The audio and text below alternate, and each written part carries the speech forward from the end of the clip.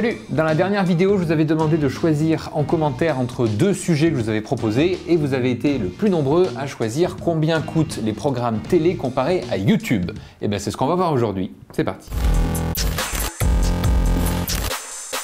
Contrairement au prix de la pub qu'on a pu voir la dernière fois et qui est publiquement annoncé, le coût des programmes télé, c'est quelque chose qui est très peu divulgué. Mais j'ai fait plein de recherches sur le sujet, que ce soit sur internet ou alors en parlant avec des gens que je connais et qui travaillent dans ce milieu, et j'ai des chiffres. Alors, je pourrais directement vous balancer qu'une émission de Touche pas à mon poste, c'est entre 100 000 et 120 000 euros, que On n'est pas couché, c'est le double, ou alors que The Voice, c'est plus autour d'1 million d'euros que ça se passe. Certains vont se dire, waouh, c'est cher de ouf, d'autres, oh, bah, j'aurais dit plus, et je pourrais continuer comme ça sur plein d'émissions. Mais on n'apprendrait pas grand-chose. Parce que si on ne comprend pas pourquoi ça coûte ce prix-là, c'est impossible de juger si c'est cher ou pas. Du coup, on va analyser tout ça et ne vous inquiétez pas, je vous donnerai d'autres prix d'émission. D'abord, il y a deux notions importantes à savoir. La première, c'est que quand on parle de programme télé, ça veut tout et rien dire. Ça pourrait très bien être Danse avec les stars comme un reportage animalier. Le format des programmes télé est très large et le coût diffère aussi en fonction du format. Donc on va regrouper un peu grossièrement les programmes en 6 catégories. Les émissions en plateau, vous savez, c'est quand il y a un public et des gens qui parlent ou qui font des trucs du genre la France a un incroyable talent, on n'est pas couché, touche pas à mon poste, tout ça. Les émissions magazines du style Chasseur d'appart, Les reines du shopping, Cauchemar en cuisine, Un dîner presque parfait, enfin tout M6 en gros. Les émissions de jeux comme N'oubliez pas les paroles, Les 12 coups de midi, Tout le monde veut prendre sa place, les émissions de télé-réalité, les reportages et documentaires, et enfin les films, téléfilms ou séries. Évidemment, ces 6 groupes n'ont pas de frontières très définies. Par exemple, une émission comme Koh-Lanta, est-ce que c'est de la télé-réalité ou du jeu ? C'est pas facile à définir. Mais ça ne va pas nous empêcher de comprendre le coût des programmes. La deuxième notion à comprendre, c'est que le coût total d'une émission a peu de valeur en télé. Parce que si Touche pas à mon poste coûte 2 fois moins cher qu'on n'est pas couché, il faut savoir aussi que c'est 2 fois plus court. Touche pas à mon poste, c'est autour de 100 minutes hors coupure pub, alors que On n'est pas couché, c'est plus 190 minutes. Donc en télé, on ne parle pas de coût d'un programme dans son ensemble, mais on parle de coût par minute. Comme on l'a vu avec la pub où l'échelle de prix était de 30 secondes, là, c'est 1 minute. Et c'est ça qui va définir si le programme est rentable ou pas. Mais ça, on le verra tout à l'heure. Maintenant qu'on sait ça, il faut se demander qu'est-ce qui coûte cher dans un programme. Eh bien, en réalité, il y a plusieurs critères. Ça peut être le temps que ça demande par émission, la taille de l'équipe derrière la caméra dans tous les domaines, le salaire du présentateur ou des chroniqueurs devant la caméra, les décors, les droits d'image d'archives ou de musique s'il y en a, ou encore les déplacements. Tous les programmes n'ont pas les mêmes critères. Par exemple, certains coûteront cher en déplacement et d'autres en taille d'équipe.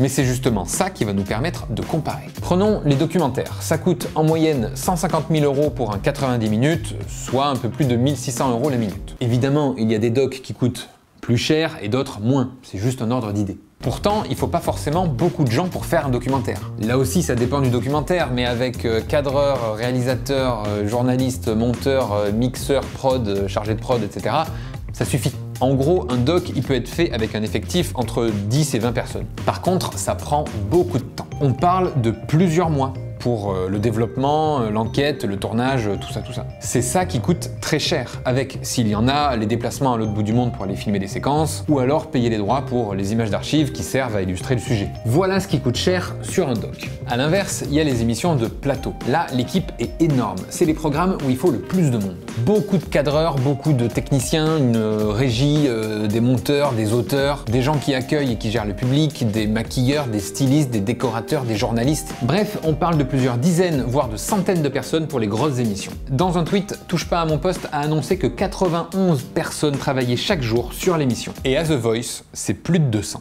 Par contre, pour faire le même temps d'antenne qu'un documentaire, ça prend beaucoup moins de préparation et de tournage. Et heureusement d'ailleurs, parce que sinon ça ne pourrait pas être une émission hebdomadaire ou carrément quotidienne. Et ce qui coûte cher dans ces émissions-là, c'est aussi le décor et le lieu de tournage. Parfois, certaines émissions sont tournées au même endroit et il faut changer les décors entre les tournages. C'est le cas de On n'est pas couché, qui est tourné dans le même studio que Vivement Dimanche. Du coup, à chaque fois, il faut démonter, remonter, démonter, remonter. Bref, c'est 5 000 euros par émission. Et d'ailleurs, parlons-en du prix. Les émissions de plateau coûtent en moyenne à la minute entre 750 euros et 6 000 euros. C'est une fourchette très large, mais pour mieux le comprendre, je vous mets un petit tableau avec le coût des émissions à la minute et en totalité. Mention spéciale à The Voice ou Danse avec les stars qui coûtent très cher à TF1.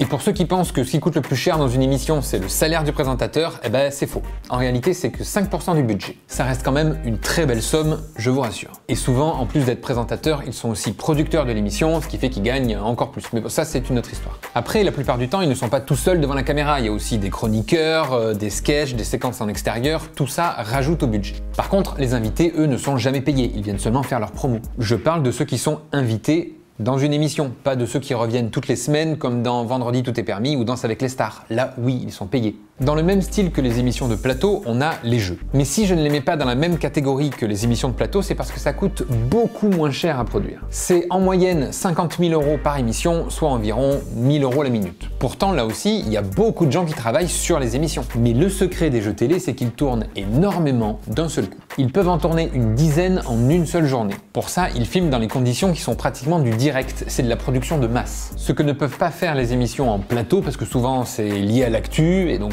c'est pas possible d'en tourner d'avance, ou alors c'est carrément en direct, et là, pas le choix. Ensuite, on a les magazines. Là, c'est plus autour de 4 000 € la minute. Ça coûte plus cher parce que ça prend beaucoup plus de temps de préparation et aussi beaucoup plus de temps à tourner. Parfois, ça met même une semaine pour tourner un seul épisode. Pour la télé-réalité, eh ben je sais pas. Je vais pas vous mentir, j'en ai aucune idée. Je ne connais personne qui travaille dans ce domaine-là et j'ai rien trouvé de très concret sur internet. Du coup, je préfère rien vous dire sur le sujet et si quelqu'un a des infos, n'hésitez pas. Et enfin, il y a les films, téléfilms et séries. Et là, il y a deux choix. Soit la chaîne produit et diffuse, soit elle se contente de diffuser. Par exemple, si un jour il y a Star Wars sur M6, c'est pas eux qui ont fait le film, ils ont acheté les droits de diffusion. En revanche, il y a certaines fictions comme Joséphine Ange Gardien, Le Bazar de la Charité, 10%, tout ça, où la chaîne va mettre de l'argent pour produire et diffuser le film ou la série. Évidemment, dans ce cas-là, c'est pas au niveau de Star Wars en termes de qualité, sinon ça coûterait beaucoup trop cher. Mais honnêtement, je trouve qu'en France, on a des séries ou des téléfilms qui sont quand même plutôt pas mal pour des chaînes de télé. Pour un programme de ce type financé par une chaîne, ça lui coûte à peu près 2 millions d'euros par film. Ce qui est très peu par rapport à l'industrie du cinéma, mais en revanche, ce qui est énorme pour les chaînes de télé, parce que ça revient à 22 000 € la minute. Voilà pourquoi ils ne le font pas souvent. Du coup, ils préfèrent rediffuser les films de cinéma en achetant les droits, même si là aussi ça peut coûter très cher. Un Star Wars qui vient de sortir au cinéma, par exemple, ce serait impossible pour une chaîne de télé gratuite. Par contre, pour des films comme Le Père Noël est une ordure ou Les Bronzés, là on est plus sur du 2 000 € la minute et ils sont sûrs de faire de l'audience. Voilà pourquoi ils les rediffusent tous les ans. Voilà, on a fait à peu près le tour des différentes émissions de télé, mais ce qui est intéressant dans tout ça, c'est que les chaînes de télé ne se posent pas la question du prix global. En fait, ils regardent combien coûte chaque programme télé à la minute, que ce soit une émission, un film, documentaire. Ils estiment combien ils vont faire d'audience, donc combien ils vont pouvoir vendre leur pub, et si c'est rentable pour eux, go. D'ailleurs, ça arrive souvent qu'ils se gourrent et qu'en fait, ce ne soit pas assez rentable. Dans la majorité des cas, c'est parce que ça ne fait pas assez d'audience. Et là, croyez-moi, le programme saute très vite. La semaine suivante, c'est remplacé. Donc au final, les programmes télé ne coûtent pas si cher que ça. C'est juste une question de rentabilité. Voilà pour le coût des programmes télé. Maintenant, comment ça se passe sur YouTube? Déjà, vous imaginez bien qu'on n'a pas les mêmes budgets. Eh bien, sur YouTube, il y a deux écoles. Ceux qui viennent de la télé ou du cinéma et qui parlent eux aussi en coût par minute et qui essayent d'appliquer les mêmes méthodes de production, c'est-à-dire avec une équipe de tournage, des monteurs, des chargés de prod, tout ça. Et puis, il y a ceux qui ont pris une caméra et qui se sont mis à faire des vidéos. Là, on oublie tout, on fait tout nous-mêmes et il n'y a pas de budget. On fait la vidéo et on voit ce que ça rapporte. Donc dans ce cas-là, le coût est de 0, puisqu'en fait c'est l'investissement en temps d'une seule personne. Par contre, ça ne veut pas dire qu'il n'y a pas de coût théorique à son travail. C'est juste qu'on peut pas aller voir YouTube et leur dire « Bonjour, j'ai établi un devis en coût par minute, voilà combien je coûte exactement mon devis de production, j'attends un chèque, merci ». Non, c'est pas comme ça que ça marche. Par contre, c'est possible quand on fait appel à une marque ou à une société de production. Là, on va pouvoir budgétiser une vidéo et se faire payer à la hauteur de ce qu'on vaut. Mais sur YouTube, souvent, les 30 personnes qui seraient nécessaires à faire ce programme dans les conditions de la télé, ils sont réduits à 2 ou 3 max, par manque de budget. C'est exactement comme à la télé. On regarde combien ça coûte, combien ça peut rapporter en estimant l'audience, et puis si c'est pas rentable, on trouve d'autres solutions. Essentiellement en le faisant à 2 ou 3, voire même tout seul. Et pour ça, il faut savoir tout faire. Parce que les étapes pour produire une vidéo sur YouTube ou un programme à la télé, même si c'est simplifié, ça reste les mêmes. Évidemment, le résultat, lui, n'est pas le même, parce que c'est impossible d'avoir la même qualité avec si peu de budget. Mais franchement, certains font des choses incroyables avec très peu de moyens. On peut difficilement parler de coût minute sur YouTube parce qu'une vidéo, qu'elle fasse 10 minutes ou 20 minutes, c'est le même coût. Je ne parle pas des fictions où là, il y a une réelle différence de coût entre 10 minutes et 20 minutes, c'est sûr. Non, je parle des vidéos face caméra ou réaction, enfin un peu comme celle-là d'ailleurs. Que je fasse une vidéo de 5 minutes ou 30, ça me coûtera pas plus d'argent. Juste du temps d'écriture, de tournage et de montage. C'est pour ça que sur YouTube, on produit pas cher.